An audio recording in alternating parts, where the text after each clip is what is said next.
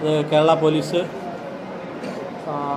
CRPFൻ്റെ RRF, RAF, then NDRF, നമ്മുടെ തന്നെ anti sabotage check team, BDDSൻ്റെ ടീം, സ്പെഷ്യൽ ബ്രാഞ്ചിൽ ഉദ്യോഗസ്ഥർ എല്ലാം കൂടെ ചേർന്നിട്ടുള്ളൊരു കമ്പൈൻഡ് റൂട്ട് മാർച്ചാണ് നമ്മളിപ്പോൾ നടത്തിയത്. ഇന്നും നാളെയും ഇതിൻ്റെ ഭാഗമായിട്ട് കുറച്ച് അഡീഷണൽ സെക്യൂരിറ്റി അറേഞ്ച്മെൻറ്റ്സ് സന്നിധാനത്തും പമ്പയിലും നിലയ്ക്കലും ചെയ്തിട്ടുണ്ട്. അതിൻ്റെ പമ്പയിൽ ചെയ്ത നടപടിയുടെ ഭാഗമായിട്ടാണ് ഇപ്പോൾ നമ്മൾ ഈ റൂട്ട് മാർച്ച് നടത്തിയത്. 2 ദിവസം വളരെ ഓൾറെഡി ഇതൊരു സെക്യൂരിറ്റി സോണാണ് സന്നിധാനം എന്ന് പറയുന്നത്.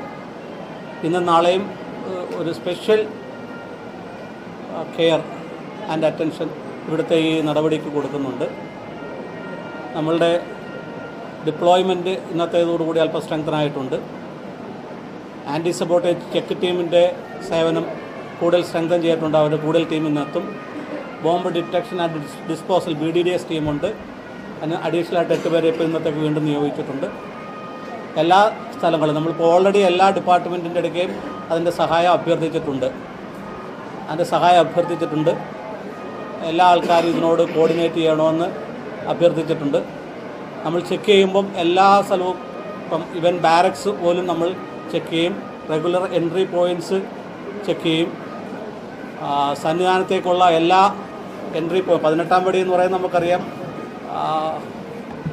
എല്ലാ ആൾക്കാരും ഈ വ്രതശുദ്ധിയോടുകൂടി വന്ന് പടി ചവിട്ടി കയറുന്നതാണ്.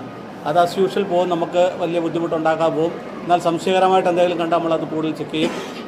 അതൊഴിച്ചുള്ള ബാക്കി എൻട്രി ഗേറ്റുകളെല്ലാം സർവേലൻസ് ഉള്ള സ്ഥലങ്ങളായിരിക്കും. ID കാർഡ്സോ അല്ലെങ്കിൽ രേഖകളില്ലാത്ത ആരും നമ്മൾ മറ്റ് ഗേറ്റുകളിൽ കൂടി ഈ ദിവസങ്ങൾ ഇവൻ സ്റ്റാഫ് ഗേറ്റൊക്കെ ഉണ്ട്, അതിൽ കൂടെയൊക്കെ കയറ്റണമെങ്കിൽ നമ്മൾ അവിടെ എല്ലാം സർവേലൻസ് കൂട്ടിയിട്ടുണ്ട്.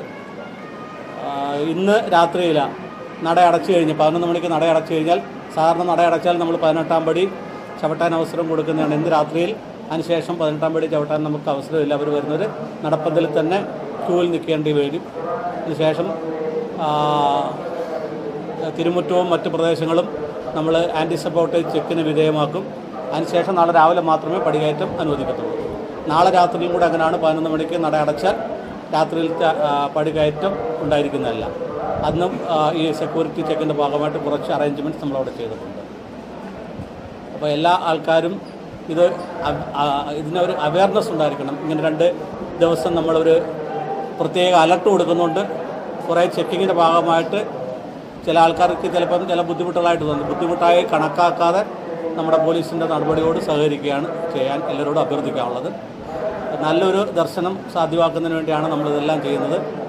അതുകൊണ്ട് എല്ലാ ആൾക്കാരോടും എല്ലാ അയ്യപ്പന്മാരോടും ഉദ്യോഗസ്ഥരോടും ഇതിനോടൊപ്പം പോലീസിനോടൊപ്പം നമ്മുടെ ടീമിനോടൊപ്പം സഹകരിക്കാൻ അഭ്യർത്ഥിക്കുന്നു.